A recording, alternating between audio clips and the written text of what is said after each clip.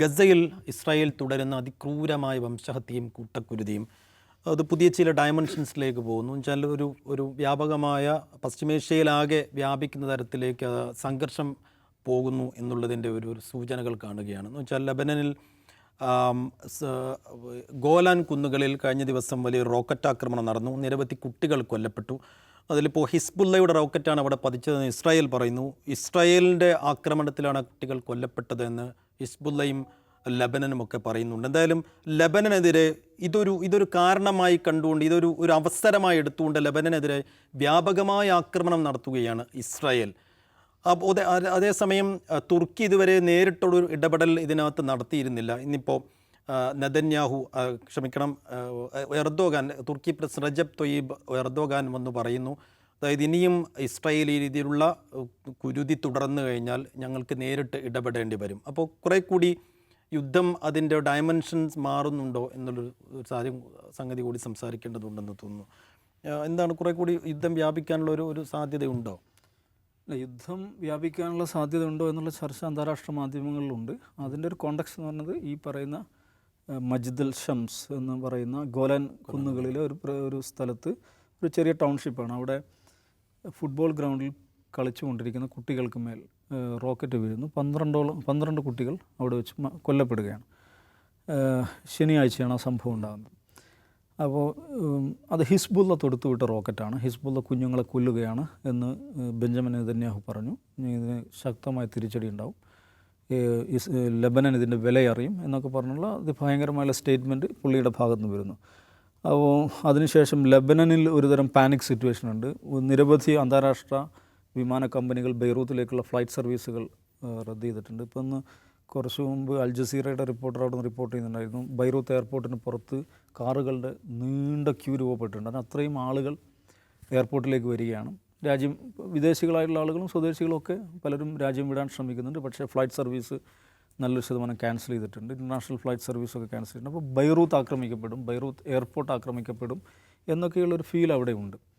അപ്പോൾ അത് യുദ്ധം കൈവിട്ടു പോവുകയാണോ അല്ലെങ്കിൽ കൂടുതൽ മേഖലകളിലേക്ക് പരക്കുകയാണോ എന്ന ഭീതി വരുന്നു. ഇറാൻ്റെ റെസ്പോൺസ് വരുന്നു. അഡ്വഞ്ചേഴ്സ്, സാഹസികതയൊന്നും കാണിക്കേണ്ട കേട്ടോ നെതന്യാഹു എന്ന് പറഞ്ഞുകൊണ്ട് ഇറാൻ്റെ റെസ്പോൺസ് വരുന്നുണ്ട്. അപ്പോൾ നിങ്ങൾ പരിധി വിട്ട് കളിച്ചാൽ കാര്യങ്ങൾ പരിധി വിട്ട് പോകും എന്ന് അവർ പറയുന്നു.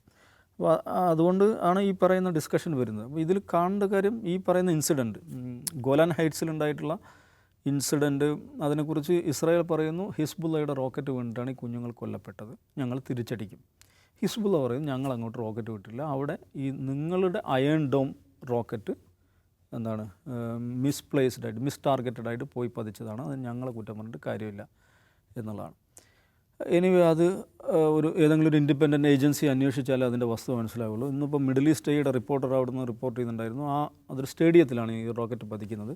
ഈ സംഭവത്തിന് ശേഷം സ്റ്റേഡിയം ഇത് ബന്ദോബസ്താക്കിയിരിക്കുകയാണ്. മാധ്യമപ്രവർത്തകർ അങ്ങോട്ട് കടത്തി വിട്ടിട്ടില്ല. ഞാനൊരു ഇസ്രായേലി സൈനികരുമായിട്ട് സംസാരിച്ചപ്പോൾ അയാൾ അത് ഈ അയൺ ഡോം നിന്ന് പോയതാണെന്ന് അദ്ദേഹം പറഞ്ഞു. പക്ഷേ ക്യാമറയ്ക്ക് മുമ്പിൽ പറയാൻ പറഞ്ഞപ്പോൾ ഇല്ല, ഞാനത് പറയില്ല എന്ന് പറഞ്ഞു എന്നൊക്കെ പറഞ്ഞ് മിഡിൽ ഈസ്റ്റ് ഐയിൽ ഒരു റിപ്പോർട്ടുണ്ട്. എനിവേ അത് ഒരു ഇൻഡിപെൻഡൻറ്റ് ഏജൻസി അന്വേഷിച്ചാൽ അതിൻ്റെ വസ്തുത മനസ്സിലാവുള്ളൂ. പക്ഷേ ഇതിൽ സാങ്കേതികമായിട്ട് ഒരു പ്രശ്നമുള്ളതെന്ന് വെച്ചിട്ടുണ്ടെങ്കിൽ ഈ ഗോലാൻ ഹൈറ്റ്സിൽ മിസൈൽ വീണു, അതിൽ ആളുകൾ കൊല്ലപ്പെട്ടു. നിശ്ചയമായും ആളുകൾ കൊല്ലപ്പെടുന്നു, പ്രത്യേകിച്ച് കുട്ടികൾ കൊല്ലപ്പെടുന്നു എന്നുള്ളത് ദുഃഖകരമായുള്ള കാര്യം തന്നെയാണ്. പക്ഷേ ഇസ്രായേലിന് സാങ്കേതികമായാണ് ഞാൻ പറയുന്നത്, അല്ലെങ്കിൽ നിയമപരമായി ഇൻ്റർനാഷണൽ ലോ പ്രകാരം അതിൽ ഞങ്ങൾ തിരിച്ചടിക്കുമെന്ന് പറയാൻ ഇസ്രായേലിന് ഒരു അവകാശവുമില്ല നിയമപരമായി. കാരണം ഗോലാൻ ഹൈറ്റ്സ് എന്ന് പറയുന്നത് ഇസ്രായേലിൻ്റെ ഭാഗമല്ല. ഇസ്രായേൽ അനധികൃതമായി കൈയടക്കി വെച്ചിരിക്കുന്ന ഒരു ഭൂപ്രദേശമാണ്. സിറിയയുടെ ഭാഗമായിട്ടുള്ള ഒരു മലനിരയാണത്. 1967 അവർ പിടിച്ചെടുക്കുന്നത്. 81 ഒഫീഷ്യലി അത് അനക്സ് ചെയ്യുന്നു. UN പ്രമേയം ആ അനക്സേഷനെ എതിർത്തുകൊണ്ട് UN പ്രമേയമുണ്ട്. ലോകത്ത് അന്താരാഷ്ട്ര സമൂഹം ആ അനക്സേഷനെ, ഗോലാൻ ഹൈറ്റ്സിനെ ഇസ്രായേലിനോട് ചേർത്തതിനെ ഇതുവരെ അംഗീകരിച്ചിട്ടില്ലെന്ന് മാത്രമല്ല, ഈ കൊല്ലപ്പെട്ട ആളുകൾ അവർ ഡ്രൂസ് എന്ന് പറയുന്ന കമ്മ്യൂണിറ്റി, ദുറൂസ് എന്ന് പറയും, ദുറൂസുൽ മുവഹിദി എന്ന് പറയുന്നത് ഈ ലബനൻ, സിറിയ, ഇസ്രായേലിലൊക്കെയുള്ള ഒരു പ്രത്യേക മതവിഭാഗമാണ്. അറബികളാണ്, പക്ഷേ അവർ ഒരു ഏകദൈവ വിശ്വാസികളായുള്ള ഒരു പ്രത്യേക മതവിഭാഗമാണ്. അവരിൽപ്പെട്ട കുഞ്ഞുങ്ങളാണ് കൊല്ലപ്പെട്ടത്. അവർ ഇസ്രായേലി പൗരന്മാരല്ല, അതുകൂടെ മനസ്സിലാക്കണം. അവർ സാങ്കേതികമായി ഇപ്പോഴും സിറിയൻ പൗരന്മാരാണ്. ഒരു സിറിയൻ ഭൂപ്രദേശത്ത് ഒരു മിസൈൽ വീണ് സിറിയൻ പൗരന്മാർ കൊല്ലപ്പെട്ടതിൽ നിങ്ങൾക്ക് എന്തു ചെയ്യാം, നിങ്ങൾ എന്തിനതിൽ യുദ്ധത്തിനൊരുങ്ങണം എന്നാണ് ലെബനനിലെയും സിറിയയിലെയും ആളുകൾ ചോദിക്കുന്നത്. അപ്പോൾ അന്താരാഷ്ട്ര നിയമപ്രകാരം ഈ ഇസ്രായേലി ടെറിട്ടറിയിലല്ല ഈ മിസൈൽ വീണിരിക്കുന്നത്, ഇസ്രായേലി പൗരന്മാരുമല്ല കൊല്ലപ്പെട്ടിരിക്കുന്നത്.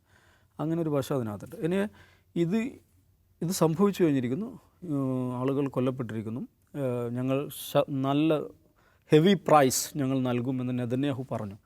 അപ്പോൾ അതിന് വലിയൊരു യുദ്ധം ഉണ്ടാകുമോ എന്നുള്ളതാണ്, അല്ലെങ്കിൽ ബൈറൂത്ത് ആക്രമിക്കപ്പെടുമോ, ഗസയ്ക്ക് നേരെ നടത്തിയതുപോലുള്ള ആക്രമണം ലെബനന് നേരെ ഉണ്ടാകുമോ എന്നുള്ളതാണ് അന്താരാഷ്ട്ര സമൂഹം ആകാംക്ഷയോടെ നോക്കുന്നത്. എനിക്ക് തോന്നുന്നത് അങ്ങനെ ഒരു ഓൾ ഔട്ട് വാർ അങ്ങനെ ഉണ്ടാകുമെന്ന് ഞാൻ വിചാരിക്കുന്നില്ല. അതിൻ്റെ കാരണം എന്ന് വെച്ചിട്ടുണ്ടെങ്കിൽ അദ്ദേഹം അമേരിക്കയുടെ ഭാഗത്ത് നിന്ന് റെസ്പോൺസ് ഉണ്ടായി വന്നിട്ടുണ്ട്.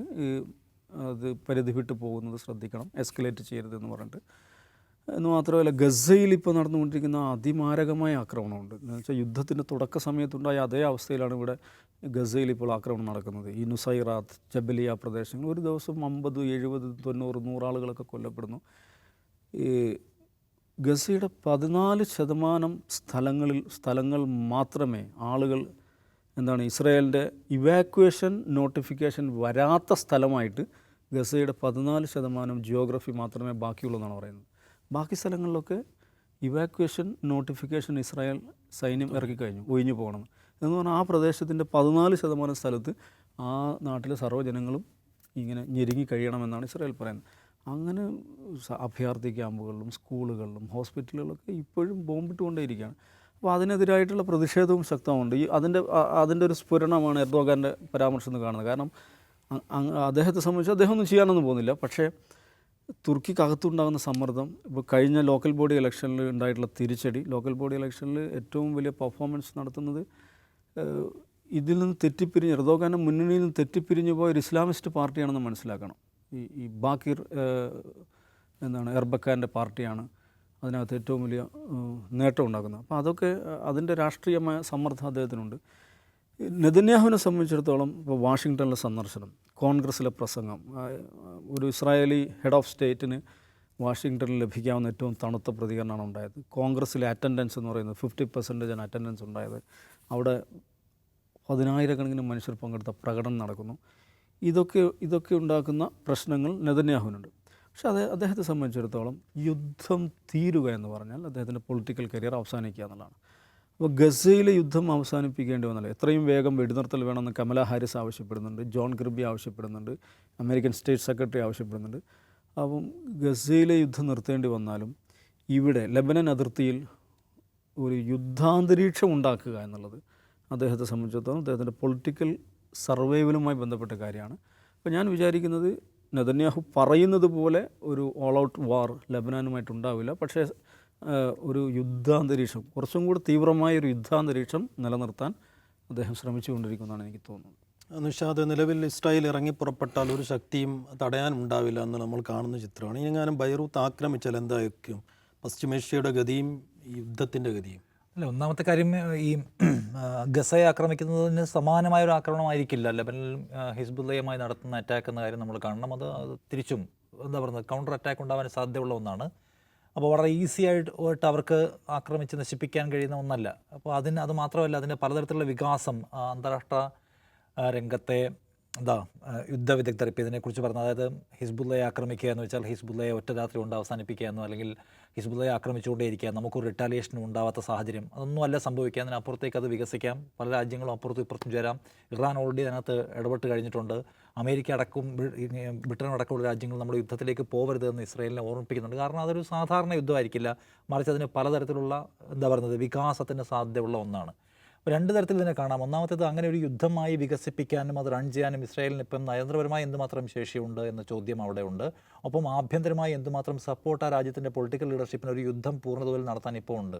ഇപ്പോൾ ഗസയിൽ നടത്തുന്ന അറ്റാക്കിനെ പോലും പൂർണ്ണാർത്ഥത്തിൽ ആ രാജ്യത്തിനകത്തെ ആളുകൾ പിന്തുണയ്ക്കുന്നില്ല എന്ന് മാത്രമല്ല, ആ യുദ്ധം തന്ത്രപരമായി അവസാനിപ്പിക്കുന്നതിന് ഇസ്രായേലിൻ്റെ താല്പര്യങ്ങളെ മുൻനിർത്തിക്കൊണ്ട് അത് വൈൻഡപ്പ് ചെയ്യുന്നതിൽ ഈ നെതന്യാഹുവിൻ്റെ അഡ്മിനിസ്ട്രേഷൻ പരാജയമാണെന്ന വാദമാണ് അതിനകത്തുള്ള ആളുകൾ. കാരണം ഇത്രയും വലിയൊരു സംഘർഷാന്തരീക്ഷം നിലനിർത്തുക, എപ്പോഴും ത്രെട്ടിനകത്ത് ജീവിക്കുക. ഇപ്പം ആ പ്രദേശത്തുനിന്ന് ഇപ്പം ലെബനൻ അതിർത്തിയിൽ നിന്ന് മാറ്റിപ്പാർപ്പിച്ച ആളുകളെ ഇനിയും തിരിച്ചു കൊണ്ടുവന്നിട്ടില്ല. അപ്പോൾ ആളുകളെ സംബന്ധിച്ച് അവർക്കൊരു തരം അനിശ്ചിതാവസ്ഥയുണ്ട്.